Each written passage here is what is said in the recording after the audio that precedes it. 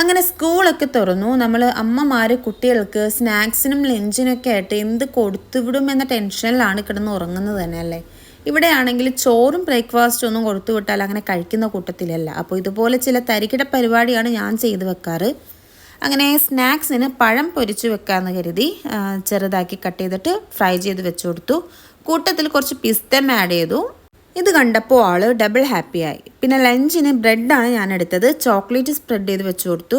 പൊതുവേ കുട്ടികൾക്ക് chocolate spread ഇഷ്ടമാണെന്നാണ് എൻ്റെ ഒരു വിശ്വാസം. എങ്ങനെയെന്ന് എനിക്കറിയില്ല.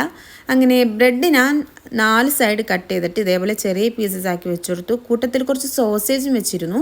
ഇത് ഞാൻ ബട്ടറിൽ അല്ലെങ്കിൽ ഒലിവ് ഓയിലാണ് ഫ്രൈ ചെയ്തെടുക്കാറ്.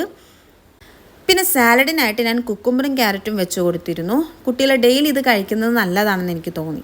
അപ്പോൾ ഇന്നത്തെ സീരീസ് ഇത്രേ ഉള്ളൂ. ഇതേപോലെ കുട്ടികൾക്ക് എളുപ്പത്തിൽ ചെയ്ത് കൊടുക്കാൻ പറ്റിയ എന്തെങ്കിലും ഐഡിയാസ് ഉണ്ടെങ്കിൽ ഷെയർ ചെയ്യുക. അപ്പോൾ അടുത്ത വീഡിയോ കാണും വരെ ബൈ.